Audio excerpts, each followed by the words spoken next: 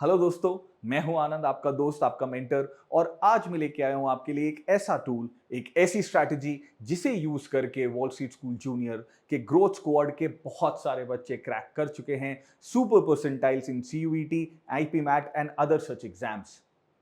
हर साल बहुत से पेरेंट्स और बहुत सारे बच्चे आते हैं मेरे पास और यही कंफ्यूजन लेके कि हम ट्वेल्थ के बोर्ड्स के साथ अपनी पढ़ाई, अपनी प्रिपरेशन कैसे मैनेज करें और कैसे ट्वेल्थ के साथ साथ ही सीयूईटी और आईपी मैट जैसे एग्जाम्स की तैयारी भी कैसे मर्ज करें, ताकि हम इन सारे एग्जाम्स में, इन दोनों तीनों एग्जाम्स में सिर्फ अच्छे मार्क्स नहीं लेके आ पाए, हम इन्हें एस कर पाए, हम इन्हें टॉप कर पाए। और ये है एक स्ट्रैटेजी, ये है एक डिटेल्ड कॉम्प्रिहेंसिव प्लान जो आज मैं आपके साथ डिस्कस करने के लिए आया हूं, जिसे यूज करके वॉल स्ट्रीट स्कूल के बहुत सारे बच्चे निकाल चुके हैं अपना फेवरेट कॉलेज, अपना फेवरेट कोर्स और बढ़ चुके हैं एक ग्लोबल करियर की तरफ। तो स्टार्ट करते हैं एक कॉम्प्रिहेंसिव स्टडी प्लान जो है गारंटीड सक्सेस मंत्र इन सीयूईटी एंड आईपी मैथ। तो कंसेप्ट बहुत ही सिंपल है दोस्तों। मैं ये मानता हूं कि अभी सितंबर तक आपके स्कूल्स में, आपकी क्लासेस में 12th स्टैंडर्ड तक का आपका जो सिलेबस है वो 90 से 95% कवर हो चुका होगा, कुछ कुछ केसेस में 100% कवर हो चुका होगा। यानी आप अप्रैल से लेकर अभी सितंबर तक काफी कुछ कवर कर चुके हैं अपने 12th बोर्ड्स के लिए। और इसके बाद आपके पास कुछ एक 60-70 दिन हैं, कुछ अराउंड 80 डेज हैं, जहां आप फोकस थोड़ा ज्यादा कर सकते हैं अपनी सीयूईटी और आईपी मैट के ऊपर और थोड़ा बैक बर्नर पे डाल सकते हैं ट्वेल्थ की पढ़ाई को। बंद करने को नहीं बोल रहा हूं ट्वेल्थ की पढ़ाई, सिर्फ बोल रहा हूं बैक बर्नर पे उसे डाल सकते हैं। क्या होता है दोस्तों, हमें अगर स्ट्रैटेजिकली हम प्लान करें ना, तो ये तीन एग्जाम्स कोई बहुत ज्यादा अलग अलग एग्जाम्स नहीं है। सीयूईटी और ट्वेल्थ की बात करें तो डोमेन्स तो आपके सेम ही होने वाले हैं। लैंग्वेज आप मोस्टली इंग्लिश या हिंदी, अगर आप कोई रीजनल लैंग्वेज आप उस एरिया में पढ़ रहे हैं तो वही आप चूज कर सकते हैं। और डोमेन्स भी सेम आप चूज कर सकते हैं। तो कॉम्प्लीमेंट्री चीजों को हमें उस तरीके से ही कैपिटलाइज करना पड़ेगा, उन्हें उनका फायदा भुनाना पड़ेगा, तभी हम इसको स्ट्रैटेजिकली कवर कर पाएंगे, राइट। और आईपी मैट की बात करूं तो वहां आपको डोमेन्स की तैयारी करनी नहीं है, तो वो जो टाइम है वो हम थोड़ा अपने एप्टीट्यूड को लेकर, अपने वर्बल एबिलिटी पे और ज्यादा ध्यान दे सकते हैं। मेरा कहने का मतलब यह है दोस्तों कि इन एग्जाम्स को अलग अलग ना समझें, इन एग्जाम्स को एक दूसरे के कॉम्प्लीमेंट्री समझें, इन एग्जाम्स को एक दूसरे का एक्सटेंशन समझें। उससे क्या होगा, उससे ये जो तीन तीन एग्जाम्स का स्ट्रेस है ना, ये 3 नंबर जो दिमाग में घूमता रहेगा, या 2 नंबर जो एग्जाम्स हैं वो जो दिमाग में घूमता रहेगा ना, उसे आप हटा पाएंगे, उसे उस चीज से बाहर निकल पाएंगे। ठीक है, ये फैक्ट ऑफ लाइफ है। 12 देनी है, सीयूईटी देना है या आईपी मैट देना है, ये फैक्ट ऑफ लाइफ है। इसे एक्सेप्ट करते हैं और इसके लिए स्ट्रैटेजी क्रिएट करते हैं। तो मैंने आपके लिए क्या स्ट्रैटेजी क्रिएट की है, मैंने बात की है कि हम स्टार्ट कर रहे हैं हमारी preparation for CUET and IPMAT from सितंबर या अक्टूबर ऑनवर्ड्स, और इसे हम लेके जाएंगे till your first week of May, जब उसके बाद आपके एग्जाम्स सीयूईटी और आईपी मैट स्टार्ट हो जाते हैं। इस बीच में आपके बोर्ड्स भी आएंगे, देखेंगे हम उन्हें कैसे हैंडल करें और अपनी प्रिपरेशंस को भी कैसे मैनेज करें। अलग अलग मंथ्स रिप्रेजेंट करते हैं हमारी प्रिपरेशन के अलग अलग फेजेस। अब फेजेस अलग हैं तो इन फेजेस के ऑब्जेक्टिव्स भी अलग हैं। हमें किस फेज में क्या अचीव करना है वो बिल्कुल एक अलग फैक्टर है, और उस सक्सेस को मेजर करने के माइलस्टोन्स भी अलग हैं। हर फेज में हम कितने आवर्स अपने बोर्ड को और कितने आवर्स हम सीयूईटी को स्पेंड करें, ये भी एक अलग क्राइटेरिया है। कितने क्वेश्चंस हम टारगेट करें, ये भी एक अलग क्राइटेरिया है। तो इसी मॉडल पे बेस्ड है हमारा super comprehensive plan. So without wasting any more time, let me start with the first phase of our preparation, and that phase is called as foundation phase. Foundation phase में हम क्या करने वाले हैं, foundation phase में हम ये करने वाले हैं कि हमारे जो स्टडी आवर्स हैं for CUET and IPMAT, उनको हम थोड़ा बढ़ाएंगे। उन्हें हम लेके जाएंगे 4 से 5 घंटा, 4 to 5 hours on a daily basis. और आपकी जो 12th बोर्ड्स की प्रिपरेशन है, जिससे आप 12th के बोर्ड्स की तैयारी में लगा सकते हैं, उन्हें हम थोड़ा बैक बर्नर पर डालेंगे। पहले भी बोला था, वापस रिपीट कर रहा हूं, खत्म नहीं करेंगे, उन्हें हम डालेंगे 2 to 3 आवर्स के कैटेगरी में। यानी आपके जो दिन के 7-8 घंटे हैं, इतना तो पढ़ाई करनी पड़ेगी फ्रेंड्स, राइट। तो दिन के ये जो 7-8 आवर्स हैं, इन्हें हमने कैसे डिवाइड किया है, इन्हें हमने डिवाइड किया है कि 4 to 5 आवर्स तो आप दे रहे हैं अपने सीयूईटी या आईपी मैट की प्रिपरेशन के लिए, और 2 to 3 आवर्स आप दे रहे हैं अपने 12th बोर्ड्स की प्रिपरेशन के लिए। ऐसे आप अपने 7 से 8 घंटे की पढ़ाई को स्ट्रक्चर कर सकते हैं। कुछ लोग हैं अगर वो इससे ज्यादा टाइम डिवोट कर सकते हैं या करना चाहते हैं तो वो इसी रेशियो में ही उनको आगे लेके जाएं अपने स्टडी आवर्स को। नेक्स्ट हम बात करेंगे कि हमारे इस फेज के ऑब्जेक्टिव्स क्या हैं। हमारे इस फेज के ऑब्जेक्टिव्स हैं, सबसे पहला कि आप अपना टारगेट डिसाइड करेंगे फॉर सीयूईटी या आईपी मैट। आपका टारगेट क्या है, आपके टारगेट कोर्सेज क्या है, आपके टारगेट कॉलेज क्या है, ये कॉम्बिनेशन बहुत जरूरी है आपको डिसाइड करना। अपने लिए एक टारगेट बनाना बहुत बहुत जरूरी है और ये वो टाइम है जब अपना एक टारगेट बनाया जाए। टारगेटेड पढ़ाई होगी, अगर किसी लक्ष्य को मन में रख के मेहनत करेंगे ना तो वो मेहनत हमें स्ट्रक्चर होती हुई दिखेगी, वो मेहनत हमें वहां एंड गोल तक ले जाते हुए हमें दिखेगी, हम एक रास्ता बना पाएंगे। इसीलिए बोल रहा हूं थोड़ा टाइम स्पेंड करेंगे इस पीरियड में।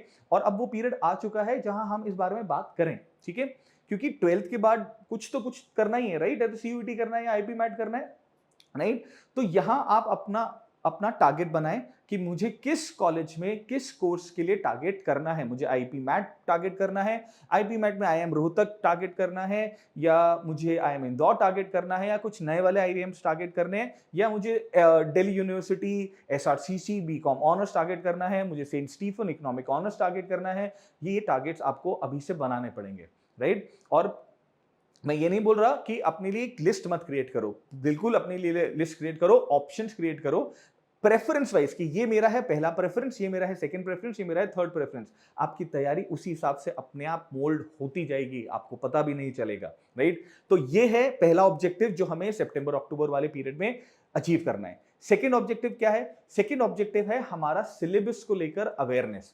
मुझे पूरी तरह पता होना चाहिए कि मेरे जो टारगेट कोर्सेज हैं उसकी एलिजिबिलिटी क्या है और उसका सिलेबस क्या है, यानी सीयूईटी के एग्जाम में क्या पूछा जाएगा उन सब्जेक्ट्स में जो मुझे लेने हैं, या आईपी मैट में क्या पूछा जाएगा।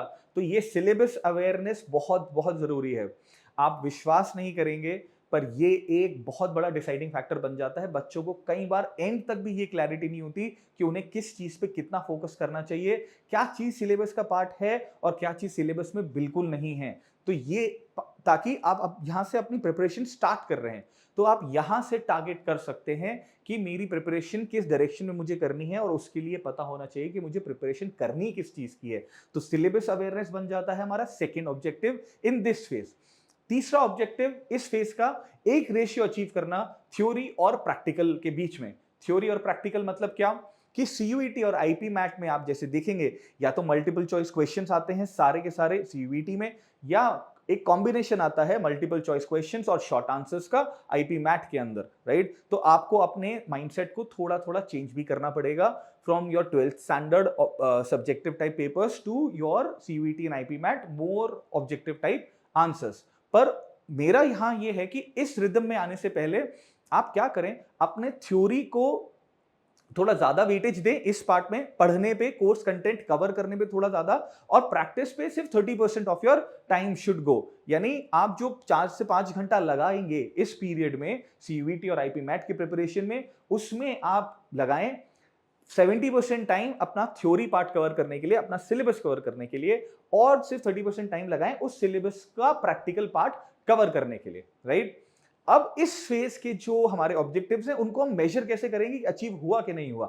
सो पहला मेजर कि हमारा 100% सिलेबस कवर्ड है या नहीं है। Write it down on a piece of paper, लिख लो एक पेपर पे, चिपका दो जहां पढ़ते हो उसके सामने कि ये है मेरा सीयूईटी का डिफरेंट डिफरेंट एग्जाम्स का सिलेबस, ये है मेरे आईपी मैट का सिलेबस। 12th का तो आई होप पता ही होगा अभी तक, राइट? इस चीज को करने से क्या होगा, इस चीज को करने का एक बहुत बड़ा एडवांटेज ये है कि आप कॉमन प्रिपरेशंस को मैप कर पाएंगे। आप कॉमन जो टॉपिक्स हैं आपके, उन चीजों को मैप कर पाएंगे। कॉमन टॉपिक्स 12th में भी, सीयूईटी में भी, और अगर आईपी मैट भी कोशिश कर रहे हैं तो आईपी मैट में भी। तो इन चीजों को आप कॉमन चीजों को ट्रैक कर पाएंगे, ट्रेस कर पाएंगे। यानी एक चीज की तैयारी हुई तो उन तीनों चीजों की तैयारी आप साथ में कर सकते हैं, एक टॉपिक के साथ, एक सब्जेक्ट के साथ, एक सब सब्जेक्ट के साथ, एक कॉमनैलिटी के साथ आप प्रिपरेशन कर सकते हैं। ये हो गया हमारा पहला माइलस्टोन जो हमें अचीव करना है। सेकंड माइलस्टोन क्या है? इस सेकंड माइलस्टोन में आपको अचीव करना पड़ेगा कि अपने लिए एक स्टडी रूटीन बनाना। अगर 12th की पढ़ाई अभी तक कर रहे हो और कोई रूटीन नहीं क्रिएट किया है, ठीक है, तो अभी टाइम है, अभी भी बहुत टाइम नहीं निकला है, अभी टाइम है हमारे पास कि एक प्रॉपर स्टडी रूटीन बनाएं, राइट? सुबह थोड़ी देर जल्दी उठें, कुछ स्टार्ट करें, आपका स्कूल है, अगर स्कूल जा रहे हैं, राइट? और वो सब जो स्कूल की एक्टिविटीज हैं वो भी खत्म करनी है। शाम को थोड़ा रिलैक्सेशन भी चाहिए और उसके साथ साथ टारगेटेड स्टडीज भी चाहिए। तो एक स्टडी प्लान बनाएं, ठीक है? उसमें proper amount of sleep, proper amount of relaxation and proper amount of academics, ये तीनों को आपको मैनेज करना पड़ेगा हर इस एक फेज में। पर यहां से बन जाएगा आपका इस फेज का रूटीन। और तीसरा माइलस्टोन जो हमें अचीव करना है, हम देंगे यहां पर सेक्शनल मॉक्स। हम देंगे यहां पर क्या, पूरे पूरे सब्जेक्ट के मॉक टेस्ट नहीं, हम देंगे उन सब्जेक्ट में पर्टिकुलर टॉपिक्स के, सेक्शंस के mock exams on CUET and IPMAT format. और कोशिश करें यहां अपने अपने एटलीस्ट एप्टीट्यूड और इंग्लिश वाला पार्ट या डोमेन्स भी अगर कर पाते हैं तो बहुत ही बढ़िया होगा। और उनमें कोशिश करें एक्यूरेसी 70-75% तक लाने के लिए, ठीक है? मैं 70-75% क्यों बोल रहा हूं, राइट? मैं एक रियलिस्टिक बेंचमार्क से स्टार्ट करूंगा और इसे हम धीरे धीरे ऊपर लेते हुए जाएंगे, राइट? तो स्टार्ट करें और कोशिश करें कि आप सेक्शनल पार्ट्स जो कवर कर रहे हैं, चाहे वो एप्टीट्यूड हो, चाहे वो इंग्लिश हो, चाहे वो आपके डोमेन्स हो, राइट? उनके जो सब सेक्शंस जो आप कवर कर रहे हैं, उनके जो आप टेस्ट दें, उनमें आप 72-75% एक्यूरेसी के लिए टारगेट करिए, ठीक है? कि मेरे इतने क्यों मैं ये बोल रहा हूं, क्योंकि गलत आंसर के नेगेटिव मार्किंग है। सीयूईटी और आईपीमैट में दोनों में नेगेटिव आंसर्स हैं। इसीलिए मैं आपसे रिक्वेस्ट कर रहा हूं कि ये वो फेज है जहां हम एक्यूरेसी बढ़ाने पे थोड़ा ज्यादा फोकस करेंगे, कि आप अपना एग्जाम का माइंडसेट वैसा बनाएं, एग्जाम जैसा माहौल बनाएं और उसमें बैठ के पेपर दें। और कोशिश करें कि आप 70-75% एक्यूरेसी पे पहुंच रहे हैं with in the given time, right?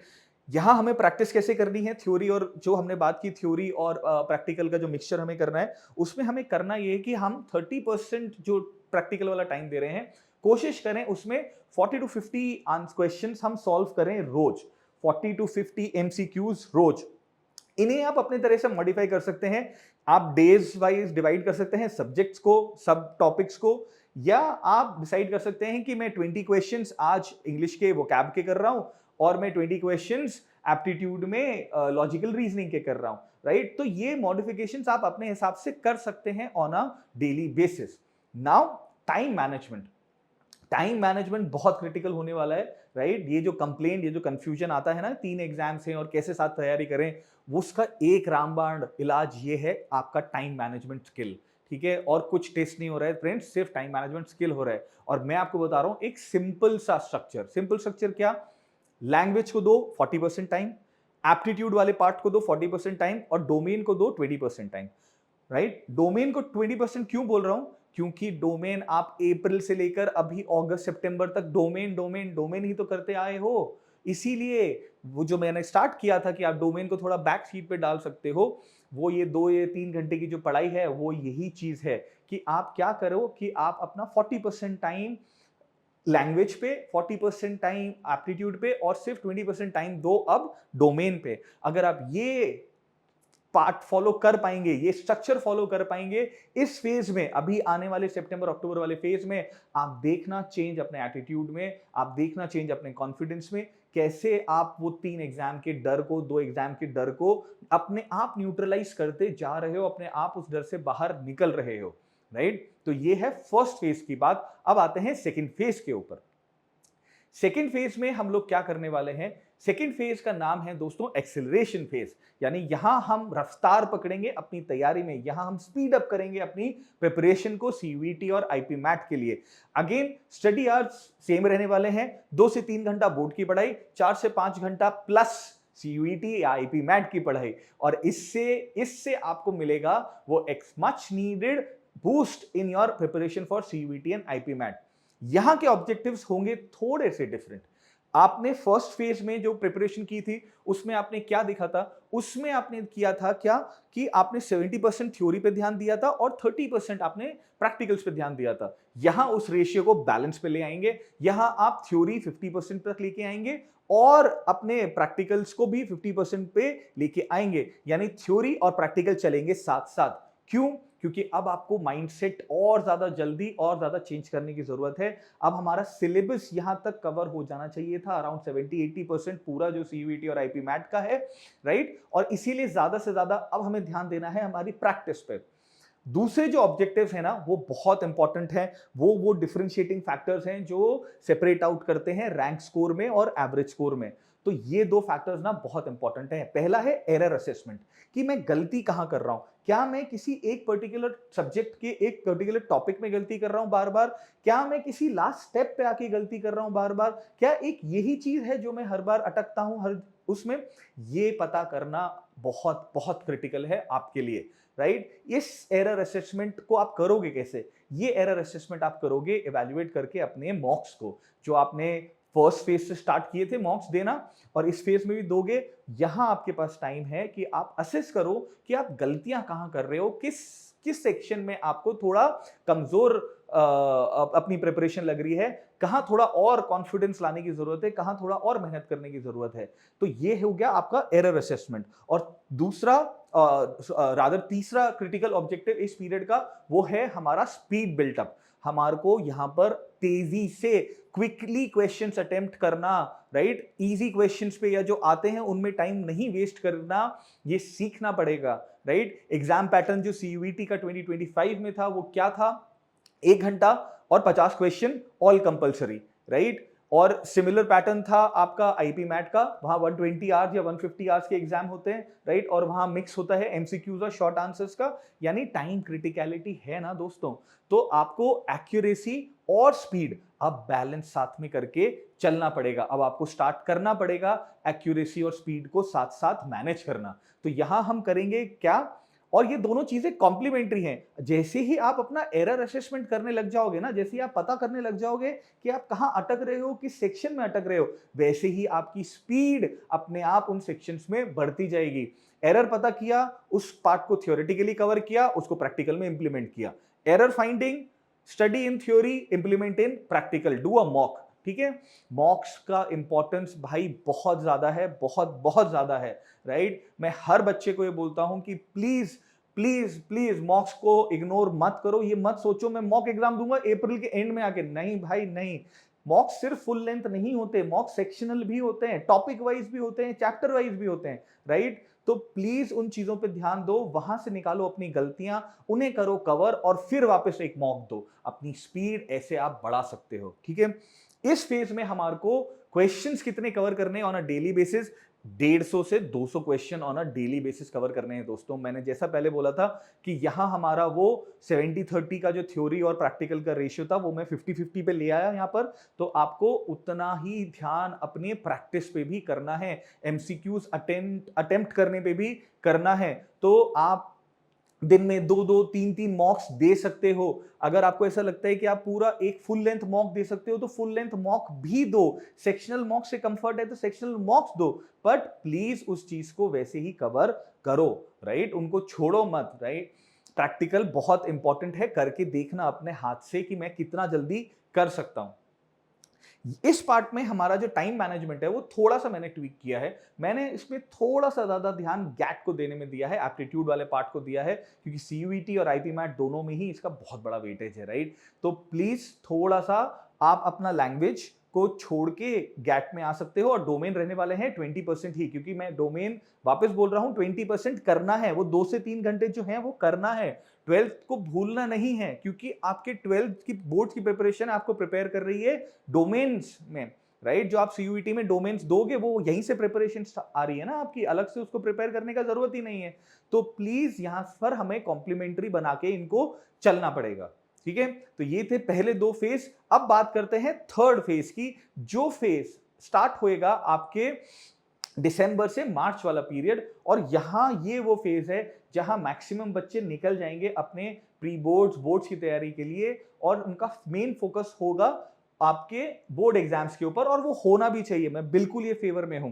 हालांकि with CUET and IPMAT हम ऐसा बोल सकते हैं कि 12th के जो मार्क्स है ना उनका उनका थोड़ा वैल्यू कम हो गया है, राइट। बट 12th की पढ़ाई की वैल्यू कम नहीं हुई है भाई। ट्वेल्थ की पढ़ाई आज भी उतनी ही इंपॉर्टेंट है, खासकर उन सब लोगों के लिए जो सीयूईटी की तैयारी करने वाले हैं, राइट? तो उसमें डोमेन तो देना ही है ना। तो बार बार मैं इसीलिए बोल रहा हूँ, ट्वेल्थ की पढ़ाई बहुत इंपॉर्टेंट है, ठीक है। और ट्वेल्थ के पढ़ाई को हमें कॉम्प्लीमेंट्री बनाना है सीयूईटी और आईपी मैट की पढ़ाई के साथ, ठीक है। तो देखते हैं ये थर्ड फेज क्या है। ये थर्ड फेज को मैंने नाम दिया है मेंटेनेंस का। मेंटेन करनी है हमें अपनी consistency towards CUET and IPMAT. मैं जैसा पहले मैंने बोला, पूरी तरह एग्री करूंगा उन सब पेरेंट्स से, उन सब बच्चों से जो बोलते हैं हमें 12th बोर्ड्स भी में भी बहुत अच्छे मार्क्स लाने हैं। कोई क्वेश्चन ही नहीं होना चाहिए कि 12th बोर्ड में मार्क्स लाने नहीं है क्या अच्छे। क्वेश्चन ये है ही नहीं कभी। आपको 12th बोर्ड्स भी तोड़ने हैं, कोई डाउट मत रखना दिमाग में, 12th बोर्ड्स भी तोड़ने हैं अच्छे से, ठीक है। सुपर परसेंटाइल्स चाहिए, सुपर परसेंटेजेस चाहिए उसमें भी, ठीक है। पर उसका प्रेशर नहीं लेना है यार हमारे को, ठीक है। वॉल स्ट्रीट स्कूल जूनियर का यूएसपी ही ये है, स्ट्रेस फ्री लर्निंग एनवायरनमेंट। हमने बहुत साल निकाल लिए स्ट्रेस में सब चीजें करके, बिल्कुल स्ट्रेस फ्री। पर और उसको ब्रेक कैसे करेंगे? उस स्ट्रेस फ्री एनवायरनमेंट को ब्रेक करेंगे स्ट्रैटेजी से, प्लानिंग से, अर्ली स्टार्ट से। तो बिल्कुल पैनिक नहीं होएगा, बिल्कुल स्ट्रेस नहीं होएगा, ठीक है। मेरी रिक्वेस्ट हर एक बच्चे से, प्लीज किसी भी कॉम्पिटेटिव एग्जाम की तैयारी कर रहे हो, कभी भी स्ट्रेस मत लेना। रिलैक्स करके पढ़ाई करना, अपने ऑब्जेक्टिव को ध्यान में रख के पढ़ाई करना। रिजल्ट के बारे में मत सोचना। रिजल्ट तुम्हारे हाथ में नहीं है, रिजल्ट नहीं है आपके हाथ में। आपके हाथ में क्या चीज है? प्रिपरेशन, स्ट्रैटेजी बनाना, अपना प्लान बनाना, एक रूटीन बनाना, उसे फॉलो करना, ठीक है। और वही मैं वापस रिक्वेस्ट कर रहा हूं। इस फेज की बात करते हैं। इस फेज में आपके सीयूईटी और आईपी मैट के जो आर्स हैं वो ड्रास्टिकली रिड्यूस करने पड़ेंगे, क्योंकि आ गया है अब 12 बोर्ड्स। तो ड्रास्टिकली रिड्यूस करने का मतलब, जो हम 4-5 घंटा पहले सीयूईटी और आईपी मैट की तैयारी में लगा रहे थे, अब वो 1 घंटा, 45 मिनट्स टू 1 आवर। और मैं बोल रहा हूं बहुत ज्यादा, मतलब कुछ नहीं करना उसमें, 45 minutes to 1 hour, just that 1 hour, and you will सी।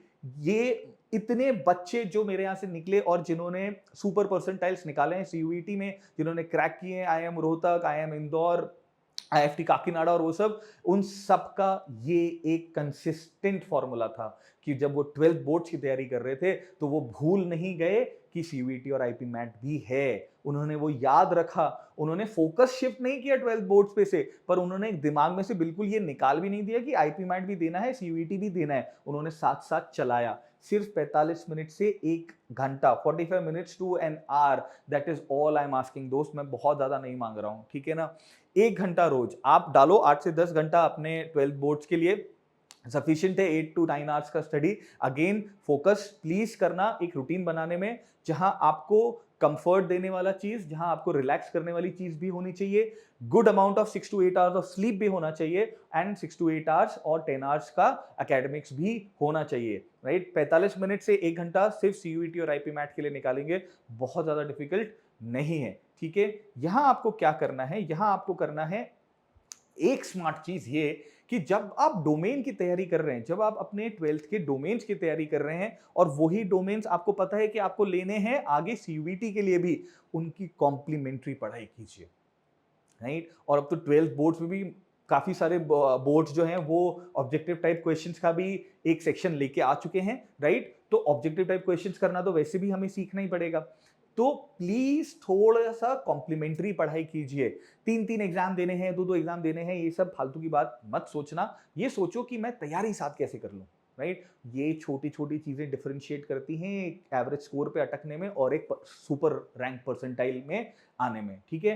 तो कॉम्प्लीमेंट्री पढ़ाई करना, ठीक है। भूलना मत कि सीयूईटी और आईपी मैट भी है। क्या करना होगा? सिर्फ और सिर्फ 20 से 25 क्वेश्चन रोज, 20 से 25 क्वेश्चन रोज, आधा घंटा ये निकल गया। बाकी आधे घंटे में क्या? कभी 15 मिनट इंग्लिश वोकैब्युलरी पढ़ ली, कभी 15 मिनट अनसीन पैसेज देख लिया, राइट। कभी आपने लॉजिकल रीजनिंग देख ली, कभी नंबर सिस्टम देख लिया, कभी स्टैटिक जीके कर ली, कभी करंट अफेयर्स कर लिए। 15-20 से 20 मिनट इन चीजों को मॉडिफाई करते रहो हर वीक, हर वीक, हर वीक, हर वीक, राइट। तो 1-2 सब्जेक्ट के मॉक्स कर लिए, 20 मिनट 20 से 25 क्वेश्चन कर लिए, आधा घंटा उसमें दे दिया, आधा घंटा थोड़ा थ्योरी कवर करने में लग गया। इमेजिन बच्चे रोते हैं जीके को लेकर या तो इग्नोर कर देंगे और या फिर रोएंगे जीके को लेकर लास्ट में आके। ठीक है, ये है तरीका जीके कवर करने का। ये जो टाइम है वो है जीके कवर करने का। अरे 15 मिनट रोज यार कुछ नए वर्ड सीख लो, वोकैब्युलरी कवर कर लो, 15 मिनट स्टैटिक जीके आप कवर कर लो, 15 मिनट में आप करंट अफेयर्स कवर कर लो। कुछ नहीं जाएगा, पता भी नहीं चलेगा और कैसे आपका सिलेबस होता जा रहा है, you will not even realise. इस फेज की दोस्तों मैं आपको इंपॉर्टेंस मतलब कैसे बताऊं मुझे नहीं पता। जिनको समझ में आ जाता है वो फोड़ देते हैं सीयूईटी और आईपी मैट, और जिनको नहीं समझ में आता वो ये फिर ये सोचते रहते हैं कि हमने क्या गलती की। ये है वो पार्ट, ये है वो फेज, इसकी इंपॉर्टेंस बहुत बहुत क्रिटिकल है फ्रेंड्स। प्लीज इस फेज में पूरी जान झोंक दो अपनी 12th बोर्ड्स में फोड़ने के लिए, पर सीयूटी और आईपी मैट को भूलना मत। 1 घंटा 45 मिनट से 1 घंटा मैक्सिमम मांग रहा हूं, उसमें लगा देना। टाइम मैनेजमेंट देखोगे तो वो भी वैसे ही मैंने स्ट्रक्चर किया। 90% of your academic time should go into your 12th board preparation. 90% time दें अपनी बोर्ड को, सिर्फ 10% टाइम मांग रहा हूं आपसे अपने सीयूईटी और आईपी मैट के लिए। ये मेंटेन कर लिया ना फ्रेंड्स, आपको मतलब मैं बता नहीं सकता क्या कॉन्फिडेंस आएगा जब आप अप्रैल में बोर्ड खत्म होने के बाद अपना वापस सीयूटी और आईपी मैट की तैयारी में लगोगे। आपको पता भी नहीं चलेगा कि आपने कितना कोर्स कवर कर लिया है साथ साथ में, राइट। और वो बनता है हमारा नेक्स्ट फेज, हमारा नेक्स्ट फेज जिसको मैं बोलता हूं स्प्रिंट फेज, क्योंकि यहां बचे अब हमारे पास 30 से 40 दिन का टाइम। अप्रैल 1 से मानते हैं कि मार्च एंड तक, मार्च मिड मार्च एंड के बीच में सबके बोर्ड्स खत्म हो जाएंगे। सीबीएसई हो या स्टेट बोर्ड्स हो या आईसीएसई हो या आईबी हो, जो भी है वो सब अपने मार्च एंड तक सब ऑलमोस्ट कवर हो जाते हैं। तो हमारे पास बचता है, मैं मानता हूं 1 अप्रैल से लेकर 5 मई तक का टाइम। और उसके बाद आपको अलग तरीके की तैयारी करनी है, वो है लास्ट फेज। ये फेज है हमारा 1 अप्रैल से आपका 5 मई तक वाला फेज। इसमें अब हमें करना क्या है, बोर्ड खत्म, 12th खत्म, तो 12th की पढ़ाई के आवर्स भी खत्म। तो वो जो 8 से 10 घंटा आप बोर्ड में लगा रहे थे, अब आपको शिफ्ट करना है वो 8 से 10 घंटा सीयूईटी और आईपी मैट के लिए। वो आवर्स वहां शिफ्ट हो जाएंगे।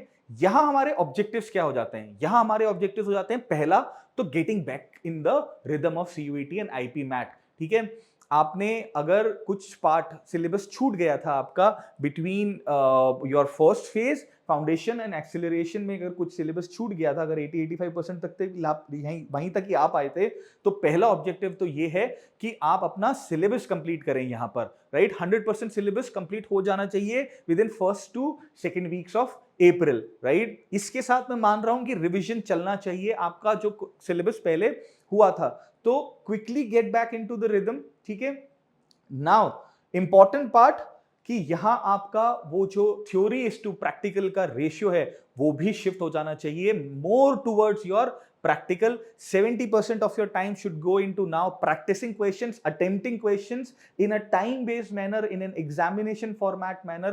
वो ही एग्जाम का माहौल, वैसा ही सिमुलेशन बना के सेक्शन वाइज फुल लेंथ, अब सिर्फ हमें क्वेश्चन अटेम्प्ट करना है, सीखना है और प्रैक्टिस करना है। इस पे ध्यान ज्यादा देना है और 30% ही ध्यान देना है हमारे थ्योरी पे। ये मान के चलते हैं कि थ्योरी अभी तक आपने कवर कर लिया है, ठीक है। और यहां पर क्या है, आपका जो 12th के डोमेन्स थे उन्हें कैपिटलाइज करना स्टार्ट किया है। जो नोट्स कुछ आप 12th की जब पढ़ाई कर रहे थे बोर्ड्स के, जो आपने बनाए हैं उन्हें देखें, उन चीजों से अपने डोमेन्स को भी साथ में कवर करना स्टार्ट करें, राइट। फिर आते हैं यहाँ के हमारे माइलस्टोन्स। यहाँ हमारे ऑब्जेक्टिव्स जो अचीव हुए हैं उन्हें मेजर कैसे करेंगे। पहला ये 100% सिलेबस कंप्लीशन, सिलेबस 100% दिखना चाहिए, कंप्लीट टिक दिखना चाहिए उस पेपर पे जहां आपने सिलेबस नोट डाउन किया था फर्स्ट फेज में। वो जो सिलेबस मैप किया था उस पे अब हर एक जगह टिक दिखना चाहिए कि ये सिलेबस हो चुका है, ठीक है। इसके बाद फर्स्ट वीक में टारगेट करेंगे हम एक्यूरेसी पे। जो हम टेस्ट दे रहे हैं 70% टाइम जो टेस्ट पे दे रहे हैं, उसका जो मैक्सिमम पार्ट है फर्स्ट वीक का, वो दो अपने एक्यूरेसी को मेंटेन करने के लिए, कि मैं आंसर एक्यूरेटली देना चाह रहा हूं सारे, इवन दो मुझे टाइम थोड़ा सा ज्यादा लग रहा है, ठीक है।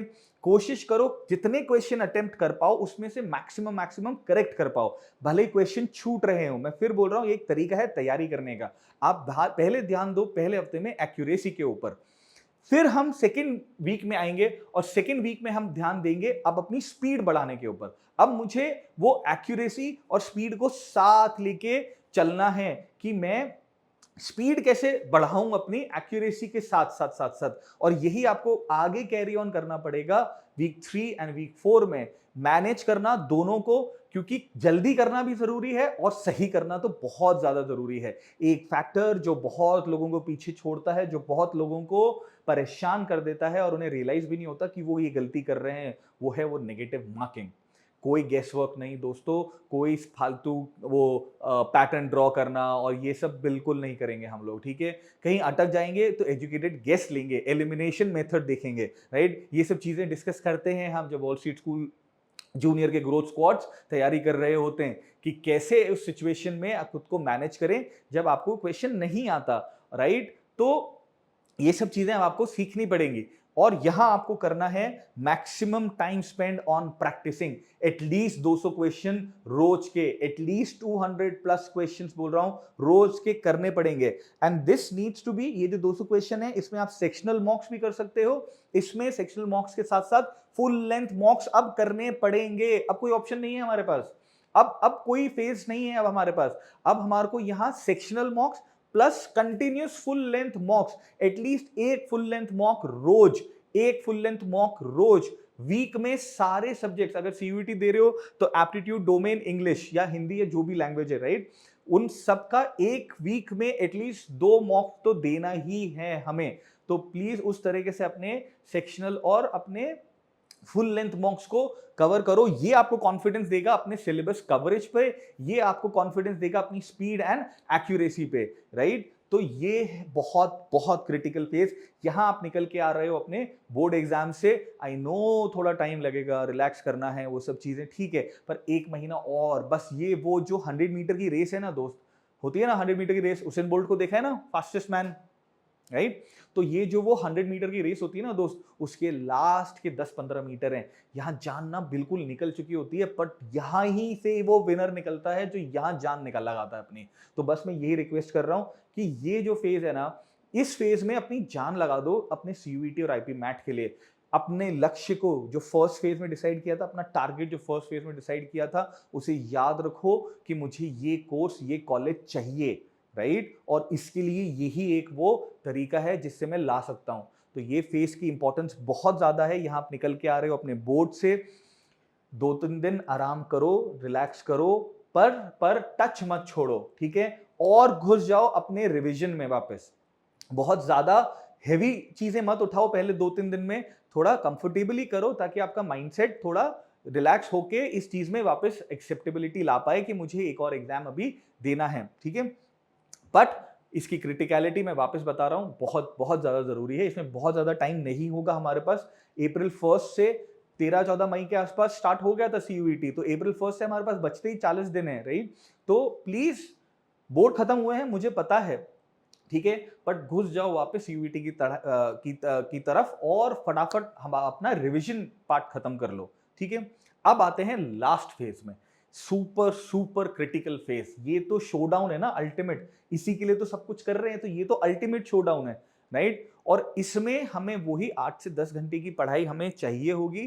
पर यहां मैं मानता हूं अगर कोई बच्चा कम करता है इसको, मैं इससे ज्यादा तो कभी नहीं बोलूंगा। कोई कम करना चाहता है ना, मैं बिल्कुल उस बच्चे के साथ भी होऊंगा कि हाँ ठीक है, ठीक है। ये वो फेज है जहां आपको अपनी स्ट्रेंथ्स को और मजबूत करना है, ठीक है। यहां जो आपके स्ट्रेंथ एरियाज है ना, यहां अभी तक तो समझ में आ गया होगा कि मेरी स्ट्रेंथ क्या है, मेरी वीकनेस क्या है, मैं कहां अटकता हूं, किस टाइप ऑफ क्वेश्चन में अटकता हूं। मैं डाइस में अटक रहा हूं, मैं नंबर सिस्टम में अटक रहा हूं, मैं वोकैब में अटक रहा हूं, मैं कहां अटक रहा हूं, ये अभी तक समझ में आ गया होगा। ये वो पार्ट है जहां आप अपनी स्ट्रेंथ्स को और थोड़ा स्ट्रेंथन करो, राइट। ये जो 99 पे आउट होने का और 100 बनाने का जो डिफरेंस होता है ना, ये वो पार्ट है जहां आप 99 पे खड़े हो और आपको 100 बनानी है अपनी, ठीक है।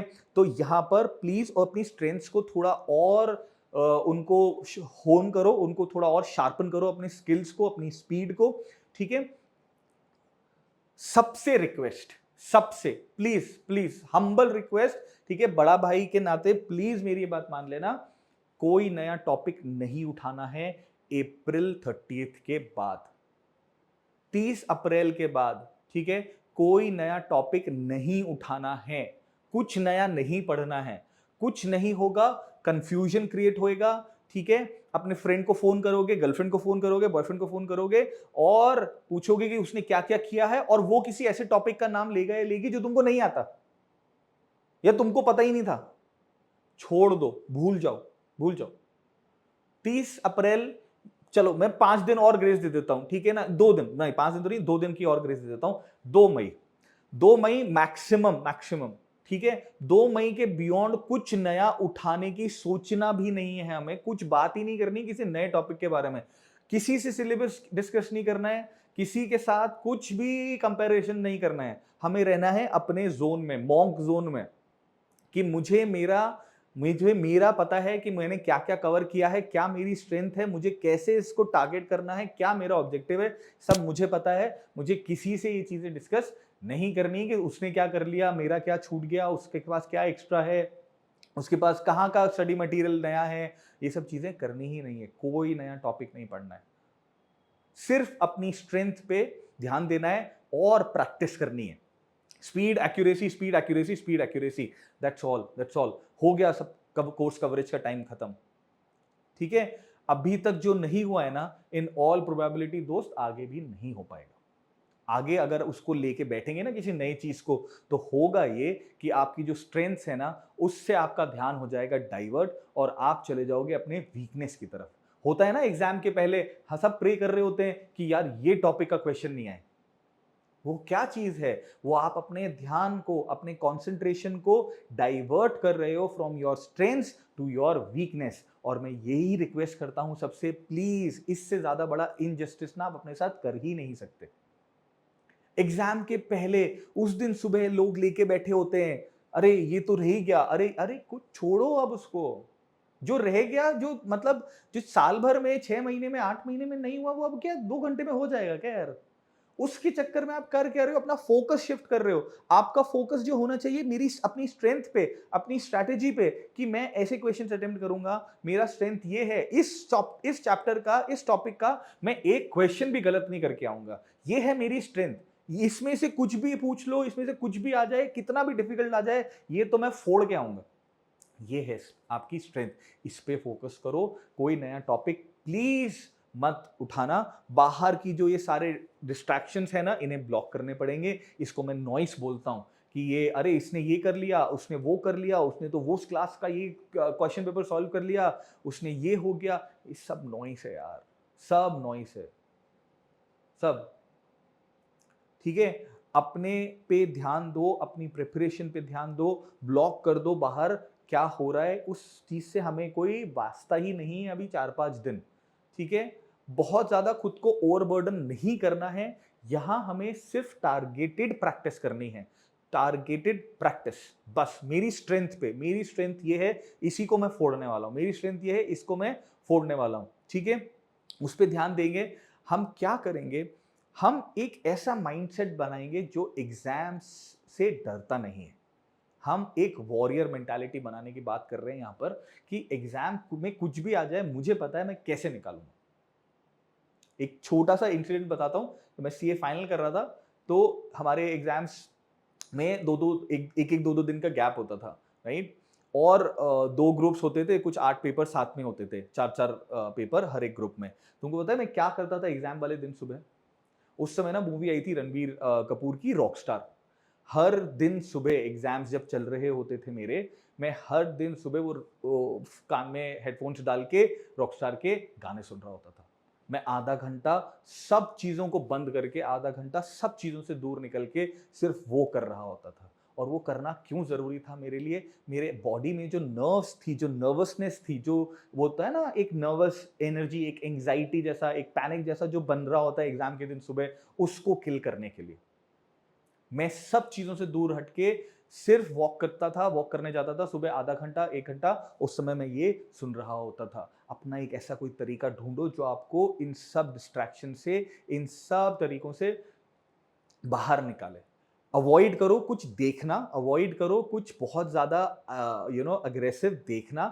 कोशिश करो सटल म्यूजिक, इंस्ट्रूमेंटल्स या कुछ ऐसा सिंग कोई ऐसा सिंगर जो आपको पसंद है, कोई ऐसा म्यूजिक डायरेक्टर जो आपको पसंद है, उनके कुछ कुछ पीसेस सुनो बस, और कुछ नहीं करना है। 15-20 मिनट, आधा घंटा मैक्सिमम आपका फोकस अपने पे लाओ वापस, नॉइस से दूर निकल के, ठीक है। यहां कोशिश करो ज्यादा से ज्यादा मॉक्स फुल लेंथ, पूरे पूरे सब्जेक्ट के फुल लेंथ मॉक्स अटेम्प्ट करो।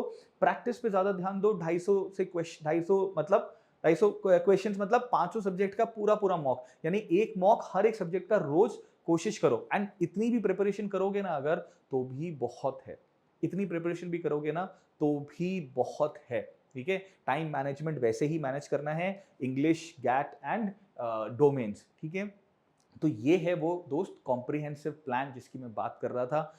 यही प्लान देख देख के, यही प्लान पे तैयारी करके, अपने हिसाब से इसे मैप आउट करके बहुत से बच्चे निकल चुके हैं आज अपने ड्रीम कॉलेज की तरफ, ठीक है।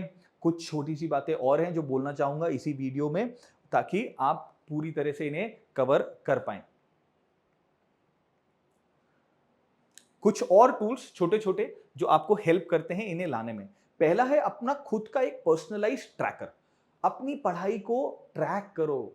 एक होती है स्ट्रक्चर्ड ऑब्जेक्टिव के टुवर्ड्स जाती हुई पढ़ाई, और एक होती है अनस्ट्रक्चर्ड पढ़ाई, जो आज मन किया वो आज पढ़ लिया, फिर कल का कल देखेंगे। ये आज इसका मॉक दे दिया, कल किसी और चीज का मॉक दे दिया।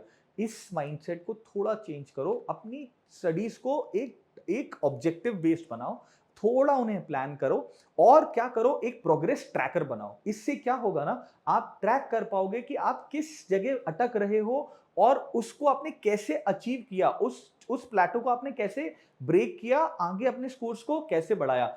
हर एक मॉक के एग्जाम जो आपने दिए हैं, हर एक मॉक एग्जाम जो आपने दिए, उनके स्कोर्स को ट्रैक करो, ठीक है। अपनी पढ़ाई का प्रोग्रेस ट्रैक करो, बहुत बहुत ज्यादा आपको हेल्प करेगा, ठीक है। दूसरी चीज जो मैं बात कर रहा था, पहले भी मैंने बात की, ड्यूरिंग वीडियो भी बात की, मॉक को इग्नोर नहीं करना है।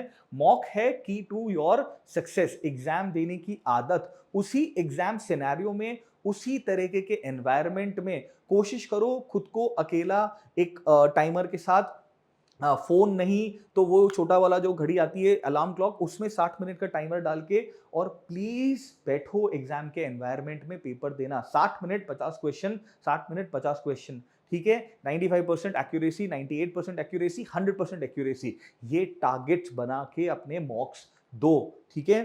कुछ लोगों को मैंने देखा है, वो ना अकेले जब पढ़ते हैं ना तो वो बहुत डिस्ट्रैक्टेड रहते हैं। उन्हें कोई चाहिए होता है कि उनको थोड़ा ज्यादा कंफर्ट आता है विद अपने फ्रेंड्स के साथ या इवन स्ट्रेंजर्स के साथ पढ़ने में, ठीक है। तो अपने स्टडी ग्रुप्स क्रिएट करो, ठीक है। उन्हें आप अपने अपने स्टडी ग्रुप्स के साथ अलाइन करो, अपने टॉपिक्स, अपने सब्जेक्ट्स, ठीक है। और कुछ नहीं तो आपको कंपनी मिलेगी थोड़ा उन चीजों को जो आपको नहीं आता उनको कवर अप करने में, ठीक है। कभी भी जरूरत लगती है तो please do not hesitate in reaching out to me in terms of any kind of counselling that you need, not just technical course oriented.